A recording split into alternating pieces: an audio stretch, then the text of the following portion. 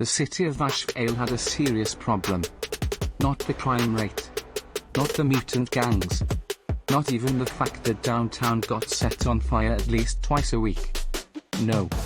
The real problem was that the city's hottest superhero was apparently the target of the world's most aggressive romantic kidnapping campaign. And unfortunately for me, I was the superhero. My name is Torchfire. Yes, that is my real hero name. No, I did not pick it myself. The media did. Because apparently human wildfire sounded too threatening. I stood on top of the burning remains of a smoldering warehouse at 3 in the morning while police drones buzzed around me. My costume smoked gently from residual heat. Flames curled around my arms like tame snakes. The night air shimmered from the heat rolling off my body. Below me, Detective Morales stared at the destruction. 27 stolen military plasma rifles recovered, she said. Yeah. 3 mutant gang members unconscious. Yeah. 1 exploded. I paused. In my defense, she exploded herself. Morales pinched the bridge of her nose. Then her expression changed. Oh no. My soul left my body. What? I asked quietly. Morales slowly pointed behind me. I turned. There was a giant pink truck parked silently in the middle of the street. It had not been there 3 seconds ago. Across the side, in cursive neon letters, were the words, "Softcore Industries. We take what we want." I immediately caught on fire. No. The back doors of the truck burst open. 6 massive women stepped out one by one like the world's most horrifying idol group. The captains. Every single one of them was a super mutant. Every single one of them was absurdly dangerous. And every single one of them had been tasked with one mission. Capture me alive. Captain Mammoth cracked her knuckles. She was 8 feet tall and built like a tank with anger issues. Captain Voltage smiled while electricity snapped between her teeth. Captain Velvet adjusted her glasses politely despite being able to crush steel beams with telekinesis. Captain Hex waved excitedly while shadow monsters slithered around her feet. Captain Riptide casually carried a motorcycle under one arm for no reason whatsoever. And Captain Bloom. Captain Bloom was somehow the scariest. Because she looked completely normal. Short. Cute. Soft-spoken. Holding a tranquilizer cannon the size of a refrigerator. "Oh good," Bloom said sweetly. "We found husband." "I am not your husband." "Future husband," she corrected. The others nodded seriously. Like this was a business meeting. Detective Morales immediately backed away. "Oh no," she muttered. "Absolutely not. Last time I got involved, Mammoth threw my car into a church." "It was an accident," Mammoth rumbled. "You aimed at me. You were near church." Before I could respond, a deafening crash shook the street. Every captain immediately stood at attention. The air pressure changed. People screamed and ran. And then she arrived. Softcore. She landed in the middle of the street hard enough to crater asphalt. 7'2". Pure muscle. Dark pink tactical armor stretched over a frame built like an unstoppable war machine. Her face, however, looked unfairly adorable. Big eyes. Soft cheeks. Glossy lips. She looked like a sweet college girl. Until she smiled. Then you noticed the fangs. "Oh," she cooed softly. "Here my little fireman is." I took 3 steps backward. She took 1 step forward. The ground cracked. "You burned down another warehouse," she said proudly. "That's not the issue here. You worked too hard." Her voice was gentle. "You need rest. Warm meal. Maybe massage." Captain Voltage nodded. "Boss already bought matching pajamas." My flames intensified. "Why would you do that?" Softcore tilted her head. "Because marriage is important. We are not married. Yet." The captains clapped. I pointed dramatically. "You people are insane." Hex gasped. "That's so mean." Then suddenly, click. Every instinct in my body screamed. I looked down. Bloom had somehow attached an anti-superhuman suppression cuff to my ankle. "How? Got him?" she whispered proudly. My eyes widened. The captains cheered. Softcore covered her mouth with delight. "Oh my gosh," she whispered. "Baby finally caught one. I hate this city." I exploded into flames. The suppression cup melted instantly. A shockwave of heat blasted the street apart. Cars flipped. Windows shattered. The captains dug into the pavement to avoid getting blown away. Softcore did not move an inch. Because of course she didn't. She was basically indestructible. I shot into the sky like a missile.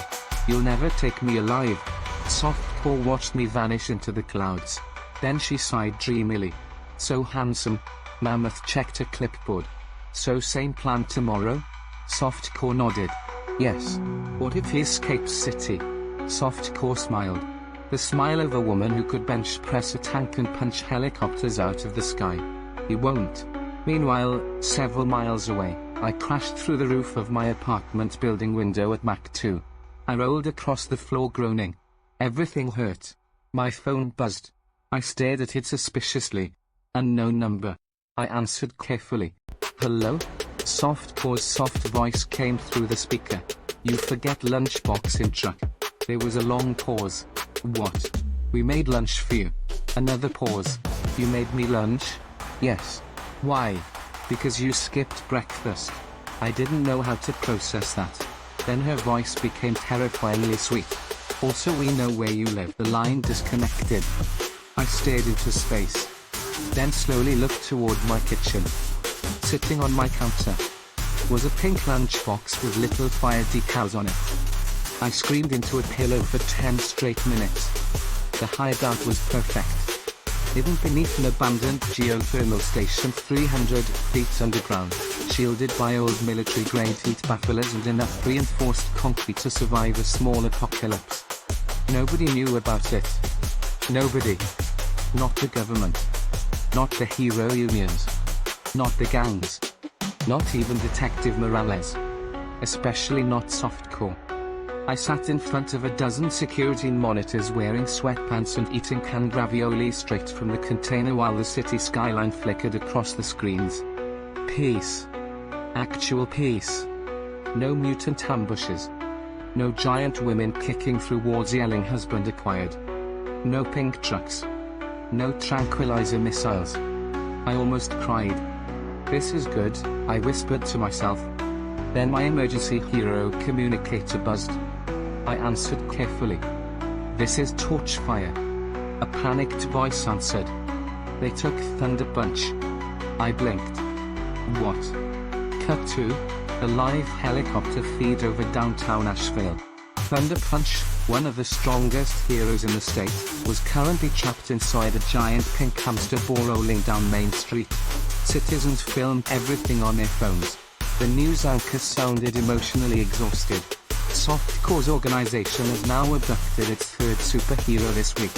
The camera zoomed in. Thunder Punch pounded helplessly against the transparent sphere.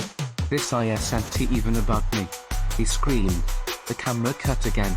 Softcore stood in the middle of the street holding a microphone. Behind her stood the 6 captains. And behind them were several captured superheroes zip-tied to launch airs. Softcore adjusted the microphone politely. "Hello Asheville." The crowd went dead as silent. She smiled sweetly. "We looking for Torchfire." The crowd immediately started pointing in random directions. "He went that way." "No he didn't. I saw him in Ohio." Softcore ignored them. "If Torchfire return." She gestured lovingly toward the captured heroes. "We stop collecting these people." Thunder Punch screamed from inside the hamster ball. "Don't negotiate with her. She has protein powder in her truck." Softcore nodded. "Very expensive protein powder." Then Captain Bloom stepped forward holding cue cards. "If Torchfire continue hiding." She flipped the first card. Another captured hero appeared on screen. Mr. Quantum, bound in industrial chains, crying quietly. Another card flip. Mike Blade, hung upside down from a construction crane. Another flip. Captain Stella, stuffed halfway into a giant pink gym bag. "I can still fight," she yelled. Riptide casually zipped the bag shut. The news anchor stared blankly into the camera. At this point the city has officially run out of prison cells capable of containing softcore or her captains. Back in my hideout, I slowly lowered the communicator. Oh no. For 2 weeks I stayed hidden. And for 2 weeks, softcore escalated. At first she only kidnapped superheroes, then sidekicks, then retired heroes, then influencers who dressed vaguely like superheroes. The city became chaos. One day she accidentally kidnapped 3 cosplay streamers from a comic convention. They joined her organization willingly. Morales called me through an encrypted line. You have to come back. No. She captured the entire Metro Guard. Not my problem. She punched a helicopter. Expected. She stole a battleship. How do you steal a battleship? She picked it up. I covered my face. This is becoming a military issue. She is the military issue. Another pause. Then Morales sighed heavily. She misses you. That is not my concern. She parked outside City Hall with a boombox. What? The line crackled. Then Morales spoke with the tired voice of someone spiritually defeated. She played sad love songs for 14 hours. I stared into the darkness. 14. She brought snacks. My eye twitched. Then the emergency alert siren started. Every screen in my hideout switched automatically to live news feeds. Downtown Asheville was on fire. Not regular fire. Pink fire. That made no scientific sense. Softcore stood atop the city courthouse while dozens of captured heroes sat behind her in matching pink tracksuits. She held the microphone again. Torchfire, she said softly. The entire city went silent. Even the traffic stopped. Then she spoke directly into the camera. You hiding too good. My stomach dropped. So now. She smiled. I start speed dating superheroes until I find replacement husband. The captured heroes erupted into terrified screaming. No. I don't want this. I have a family. Captain Bloom rang a tiny bell. Next candidate. They dragged in a horrified hero named Silverhawk. Softcore looked him up and down politely. Silverhawk burst into tears immediately. I'll never replace him. My communicator exploded with incoming calls. Morales. The Hero Association. The governor. One unknown number labeled, Wi-Fi. I stared at it. The phone buzzed again. And again. And again. Finally. I answered. What? Softcore's soft voice came through sweet as honey. They're my little volcano. Stop calling me that. You done hiding? No. A pause. Then, you jealous? I almost choked to death. What? Silverhawk very pretty. I do not care about Silverhawk. Another pause. Then I heard muffled screaming through the phone. Apparently Silverhawk had fainted. Softcore sighed lovingly. You should come home. I do not live with you. You could. I would rather fight God. Another thoughtful pause. You say that now. The line disconnected. I sat there in horrified silence. Then all the monitors in my hideout flickered. Every screen suddenly displayed the same thing. A pink heart. Underneath it was 6 words. We know you like ravioli. I froze. Slowly. Very slowly. I turned toward my pantry. Every single can of ravioli was gone. I screamed so hard the security lights shattered. The city looked like a hostage video. Pink banners hung from skyscrapers. Hearts for husband citizens shuffled nervously through the streets while Softcore's mutant crews patrolled openly in matching varsity jackets. Every television in Asheville played the same message on loop. Softcore sat on a velvet throne made from police riot shields. Behind her stood the 6 captains. Behind them were over 40 captured superheroes. Bruised, exhausted, humiliated. Some wore matching pink hoodies that read, Team Softcore. One hero was openly sobbing. This is degrading. Softcore spoke gently into the camera. Torchfire. My eye twitched. You marry me now. Captain Bloom held up a sign. Or else the camera zoomed out. A giant machine sat in the middle of downtown. A gravity destabilizer. One of the stolen military weapons from months ago. If activated, half the city would collapse into a crater. The Hero Association called me every 20 minutes. At first they tried guilt, then logic, then outright begging. You're the only one who can stop her. This isn't your responsibility. Please, for the love of God, just date her. I sat in my hideout staring at the wall. My mask rested on the table beside me. Burned. Cracked. Worn. I hadn't touched it in weeks. Then the final call came. Silverhawk again. Still traumatized. She made us watch romance movies, Torchfire. What? 12 hours of them. I closed my eyes. She cries during all of them. That sounds normal. Not when she bench presses a couch during the sad parts. In the background I heard softcore yelling, he should have never let her go. Silverhawk whimpered. Then the line disconnected. Silence. Long silence. Finally. I stood up. The chair scraped backward. The old geothermal chamber glowed orange from the heat rising off my body. I picked up the mask. All right, I muttered. The air ignited around me. Enough. Downtown Nashville. Night. Rain poured from black storm clouds while mutant henchmen flooded the streets around a gravity destabilizer. Then, boom. A wall exploded outward. Flaming debris blasted across the street. Every head turned. I walked through the smoke wearing my suit for the first time in months. Black and gold armor. Burning eyes. Heat waves rolling off my body. The city erupted. Torchfire. He's back. Oh, thank God. One of the henchmen pointed shakily. Get him. 13 mutant enforcers charged me at once. And I didn't use a single flame.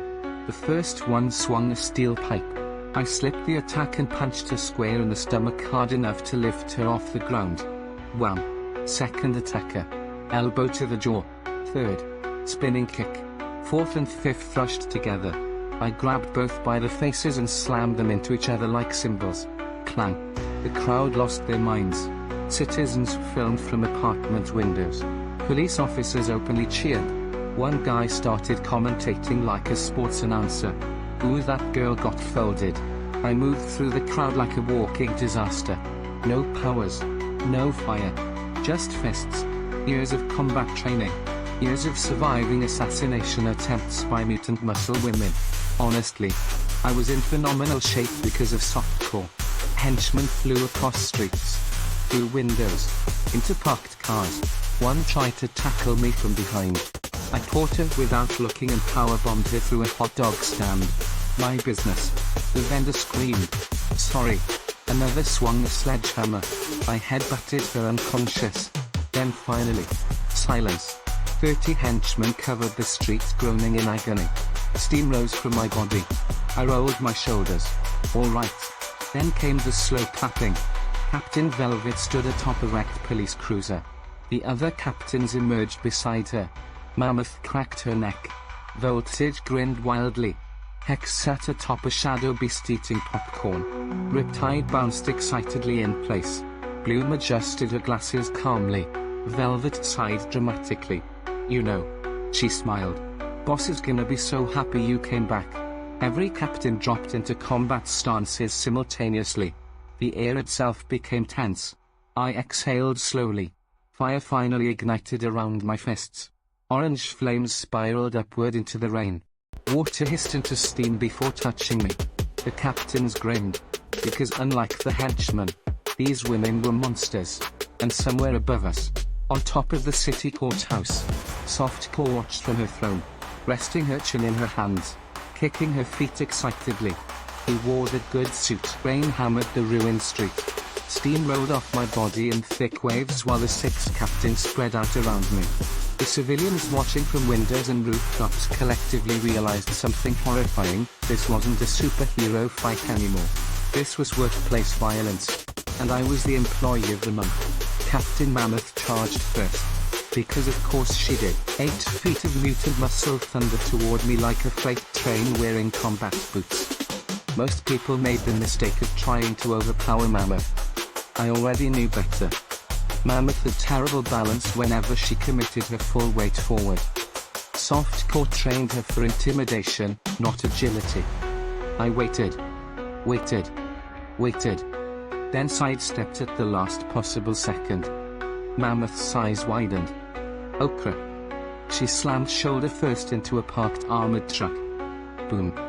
The truck flipped onto its roof. The entire street shook. Mammoth stumbled out of the wreckage dazed. I kicked the back of her knee. She collapsed. Then I grabbed a bent parking meter and jammed it through the straps of her tactical harness, pinning her to the overturned truck like an angry museum display. Stay down. Mammoth blinked. I hate fighting smart people. Captain Voltage attacked next. Electricity exploded across the street.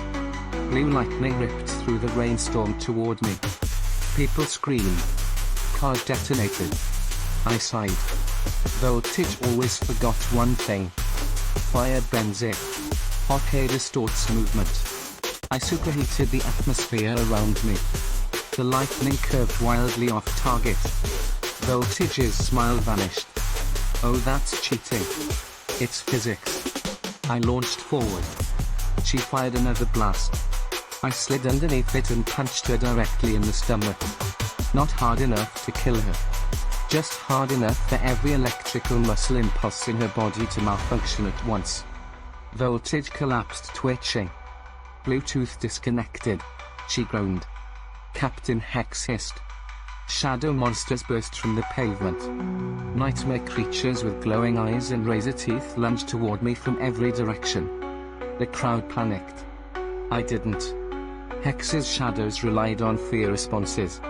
And unfortunately for her, after months of being hunted by Softcore's organization, my brain had evolved beyond fear. At this point I was operating entirely on caffeine and survival instincts. I walked straight through the shadow beasts while on fire. The creatures shrieked and dissolved. Hex stared in disbelief. That psychologically should not work. I'm too tired to hallucinate anymore. Then I punched her shadow construct so hard it exploded into black smoke. Hex fainted dramatically. Captain Riptide cracked her knuckles. Oh, finally. She ripped a fire hydrant out of the ground. Water blasted everywhere. Riptide manipulated water pressure and momentum. Normally devastating. Unfortunately, I was literally a human furnace. The water became steam before touching me. The entire battlefield transformed into a giant sauna. Riptide blinked through the fog. Oh man. I emerged from the steam directly in front of her. Hey, oh come on. I grabbed her by the jacket and judo threw her through a city bus. The bus alarm started honking sadly. Captain Bloom adjusted her glasses. Everyone watching became nervous. Because Bloom was terrifying. Not physically. Mentally. She was the planner. The trap setter. The one who somehow kept putting suppression cuffs on me despite me actively watching for them. She calmly lifted her tranquilizer cannon. I studied your movements, she said softly. And I studied your aim. We stared at each other. Dead silence. Then both of us moved at once. Thoom. The tranquilizer dart launched. I grabbed a nearby stop sign and swung it like a baseball bat. Ping. The dart ricocheted backward. Bloom's eyes widened. The dart struck her own cannon. The cannon exploded into pink foam. Bloom vanished beneath a mountain of expanding bubble insulation. Only one hand emerged. Thumbs down. Finally. Captain Velvet. The telekinetic. The elegant one. The dangerous one. Cars rose into the air around her. Streetlights twisted. Concrete cracked apart. You know, Velvet said calmly, boss really does love you. Not the time. She already picked baby names. I'm going to set myself on fire harder. Velvet smiled. Then she unleashed everything. The street exploded upward. Chunks of asphalt flew at me like missiles. Steel beams twisted through the air.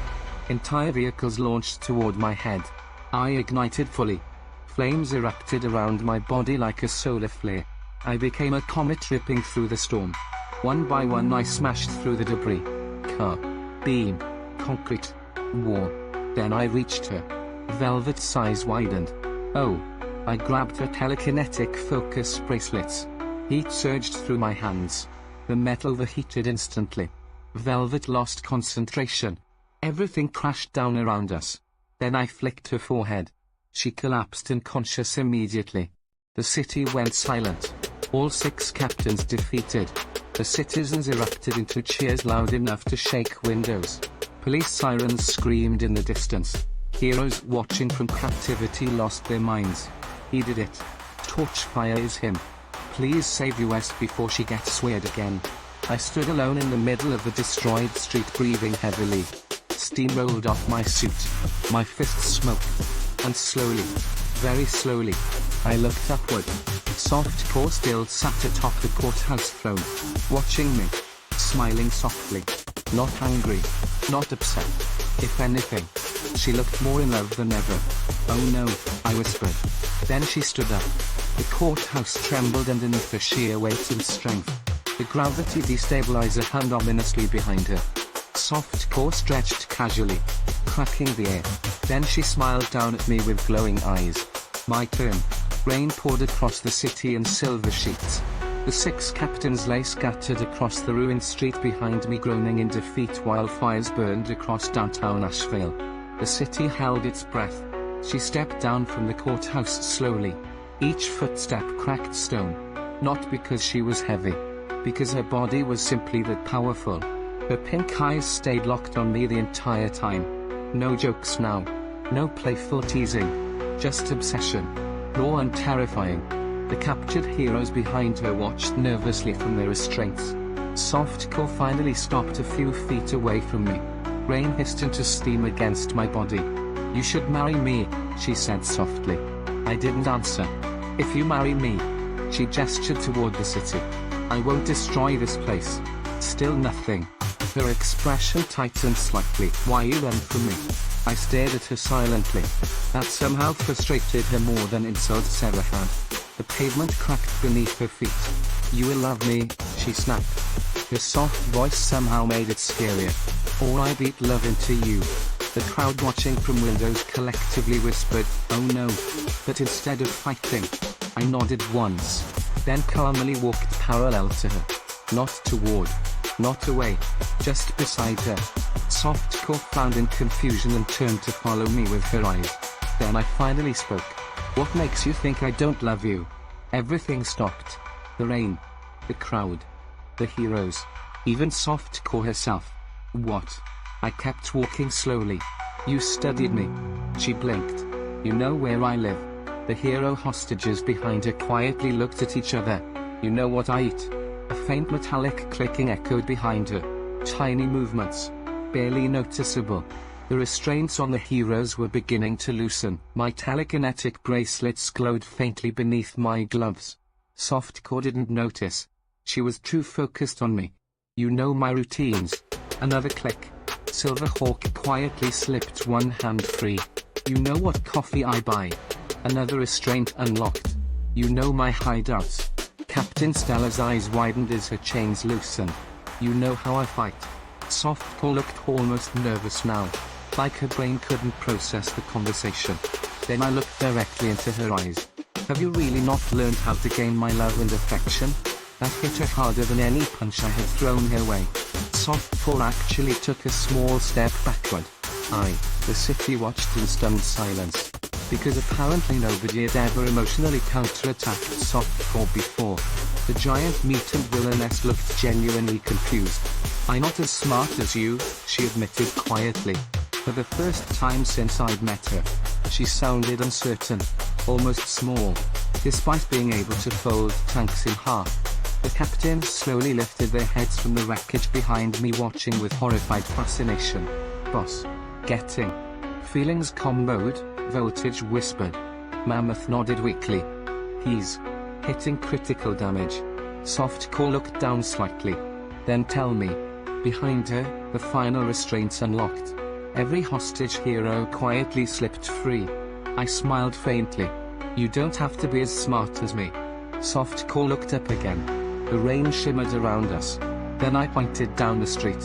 Toward the glowing skyline. Toward the endless city. "We'll play a game." Her eyes widened immediately. I could practically hear her heartbeat from here. "A game? You like chasing me, right?" A tiny smile appeared on her face. "Yes." "Then here are the rules." Behind her, the freed hero quietly began sneaking away one by one. Silverhawk tiptoed past the gravity destabilizer, holding his shoes in his hands. "If you catch me." I stepped backward slowly. I'll marry you. The entire city audibly gasped. Captain Blue sat straight up from the phone pile. Huh? Softcore froze completely. Like her brain had blue screen. And, I continued, I'll teach you how to love me properly. Softcore's face turned bright red. Steam literally rose from her ears. But, I pointed directly at her. You have to catch me yourself. No henchmen. No captains. No hostage taking. No threats. Just her. And me. A chase. For several seconds. Softcore said absolutely nothing. Then slowly. Very slowly. She smiled. Not the crazy smile. Not the possessive smile. A real one. Okay. Then she cracked her neck. The entire courthouse shook violently. Her eyes glowed pink. Mine ignited gold. And somewhere behind us, the freed superheroes began running for their lives because they realized what was about to happen. Silverhawk screamed while fleeing. Oh god, they're gonna destroy the East Coast. I ran like the city itself was trying to grab me. Wind screamed past my ears. Heat bled off my body in waves so intense the ground behind me cracked into glassy lines. Softcore was right behind me. Not losing. Not giving up. Just enduring. That was the unsettling part. She wasn't just strong, she was learning how to pace herself. Every time I glanced back, she was there. 7'2" all of unstoppable muscle and soft pink obsession, sprinting through fields, leaping over broken terrain, adjusting her stride mid-air like gravity was optional. And she never broke anything she didn't mean to. Not a tree. Not a rock. Not even the ground beneath her feet. She was holding back. For me. That made my chest tighten in a way I didn't like. We cleared the city limits. Then the suburbs. Then farmland. The skyline shrank behind us until it was just a smear of light under the storm clouds. She was still chasing. Still closing the gap in bursts. You're fast, she called out, almost laughing now. I nearly tripped. Stop talking while running. I like learning you. That's not how learning works. She almost caught me twice. Once I had to ignite mid-air just to dodge her grab. She still clipped my jacket and tore a strip clean off like it was paper. Another time she landed next to me instead of behind me. The ground exploded under her landing, but she controlled it perfectly. No collateral damage. Just impact. Just focus. That's when I realized something. She wasn't holding back because she was weak. She was holding back because she could. Hours passed. My breathing got heavier. Even my regeneration was being pushed. Finally, I saw it. A massive structure in the distance. The gravity destabilizer core tower, one of Softcore's siege weapons powering the hostage grid back in the city. Still active. Still dangerous. Still tethered to a remote trigger system. And still within range if I didn't act fast. I didn't slow down. I diverted. Softcore followed immediately. But she was tiring now. Not dramatically. Not collapsing. Just subtle. Her strides weren't as explosive. Her breathing heavier. She'd never been forced into a long pursuit like this before. I reached the tower first. I didn't hesitate. My telekinetic bracelets flared under my gloves as I locked onto the bomb trigger system embedded in the core structure. Sorry, I muttered. Then I hit it. Not with fire. Not with spectacle. Precision. A controlled pulse of telekinetic force guided by heat distortion. The device detonated inward, contained collapse. A silent implosion rippled through the tower. Then, a delayed boom echoed far behind us in the direction of the city. The destabilizer network went dark.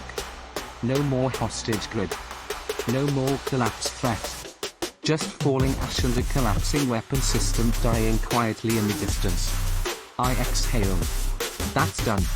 Softcore stopped running. For the first time in the entire chase.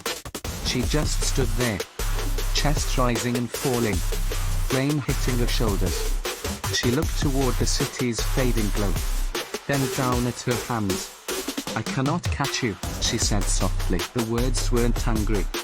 just hollow. I am failure. That hit harder than any punch she'd ever thrown. I turned fully toward her. No, I said. She didn't look at me. I am strongest. I am fast. I am perfect for you. And still, you're not a failure. That made her pause. I walked closer. Carefully. Not like a target. Not like prey. Like a person. Rain soaked the empty field beyond the city, turning the ground into dark mud and steam as heat still radiated off my suit in fading waves. The explosion behind us had already died into a distant echo. The gravity destabilizer, gone. The hostage grid, shut down. Softcore didn't know that yet. She was still standing there, catching her breath, staring at me like her world had narrowed down to one impossible problem she finally failed to solve. I could not catch you, she said again, quieter this time. Her voice wasn't angry now. Just lost. I cannot marry you. Her shoulders sank slightly. She didn't look like an unstoppable force anymore. She looked human. But you need to stop being a bad person, I said. Softcore's head tilted slightly. Confused. Not defensive. Just listening. I know what you are, I continued. You're not just muscle and destruction. You're trying. In the worst way possible. You think force is the only language that works. Her lips parted slightly. I lowered my voice. You don't need to take someone to be loved. Silence. Rain. Her brow tightened. Not defensively, more like she was trying to understand a language she'd never been taught. I sighed. I know you're not empty. You actually care. You just learned it wrong. Softcore looked down at her hands. Wrong how? That was the real question. I pointed back toward the city. Like that. Hostages. Threats. Games where people can only say yes if they're cornered. She stayed silent. So I softened it. You don't need to force your way into being loved. A pause. Then I added, quieter. You ask for it. Her head tilted slightly. Ask? Yes. She frowned like it didn't compute. How? I stepped closer again, slow enough that she didn't tense. Like this, I said. And I pointed at her. Ask me if I love you. The rain seemed louder for a moment. Softcore's lips parted slightly. Her voice came out smaller than before. Do you love me? I didn't hesitate. I do. Her eyes widened. Then I raised a finger. But not like this, I said firmly. Not through fear. Not through cages. Not through forcing the world to bend until it breaks. Her breathing slowed. I continued. If it's real, it has to be chosen. Silence. Then, carefully, like she was stepping onto unstable ground. I want real. That surprised even her. I nodded once. Then you have to learn how to be someone people can choose. Her shoulders trembled slightly. I do not know how. I know, I said. A beat. Then she looked up again, searching. You teach me? I exhaled. Yeah, I said. I can try. Her shoulders lowered. Softcore stood in the rain like someone trying to process a language she had never been taught, only fought against. Her massive frame, capable of leveling buildings, looked almost uncertain now. I am bad person, she repeated quietly, like she was testing whether the words fit. I shook my head. No. You're not a bad person. You've been doing bad things. That made her flinch slightly, but she didn't argue. That alone told me everything I needed to know. She was listening. I stepped closer, keeping my tone steady. You don't have to be the villain to get what you want. You just don't know another way yet. Her eyes narrowed a little, confused but not defensive. Then how I get what I want? That was the real question under everything. I answered simply. You stop taking it. A long pause. Rain hissed off her shoulders. Then she said softly, almost like it hurt to form the words, then how I get you? I exhaled. There it was. The core of it. Not conquest. Not control. Just attachment, twisted into violence because she never learned another shape. So I pointed at her, firm but not cruel. Again, don't tell me I will love you. Her brow furrowed. Instead, I continued, ask me if I will love you. That confused her immediately. Her head tilted. Difference? Yes. She stared at me like I had just introduced a new element of physics. Then, slowly, carefully, like she was lifting something fragile. Will you love me? I didn't hesitate. I will. Her breath caught. Not because it was victory. Because it wasn't forced. Because it was given. I stepped in closer, voice lower now. But listen to me. Her focus locked instantly. You don't get to hurt people to hold on to it. You don't get to build a relationship out of pressure or fear. That's not love, that's control. Her expression heightened slightly, but she didn't interrupt. I continued. You don't need to be a bad person to get your way. You just need to learn how to be someone people can actually choose. Silence stretched between us. Then I added, a little more seriously. We can't raise anything real, us, life, family if it's built on fear. People don't grow right under that. At that word, family, she visibly froze. Family? She echoed. Like she hadn't considered the word could exist outside of conquest or command. Yes, I said. Family. Future. Children. Whatever you may be imagining. If that's what you want, they have to grow up knowing power is for protection, not control. Softcore went very still. Then, quietly. I want to do good things. I nodded once. Then do them. She swallowed. I will stop being bad person. Not a threat. Not a promise. A decision. Then she hesitated again. But I did not change enough yet. Her eyes lifted back to me, uncertain. I still not have you. A pause. Then, softer. So you cannot be husband yet? There was a quiet heartbreak in how she said it, like she was trying to understand rules that kept shifting. I looked at her for a long moment. Then I answered simply. Then don't think about taking me. Her breath caught. Think about becoming someone I wouldn't run from. Then she hesitated. But I did not catch you. I looked at her for a long moment. Then I reached up and removed my mask. Rain ran down my face. I'm right here, I said. I walked forward the last few steps and gently tapped her shoulder. Tag. Soft cough rose. Completely. Then slowly. She reached up. Her massive hand trembling like it didn't know what to do with something gentle. And touched me. The moment she did. Something in her broke open. Not destruction. Not rage. Relief. She let out a sound that wasn't a roar or a command or a threat. Just a breath that turned into a sob she clearly didn't understand how to hold. I caught you, she whispered, and then she cried. Quietly at first. Then fully. Like someone who had been winning every fight in her life but had never once been safe enough to stop. I stood there and didn't move away. This wasn't a chase anymore.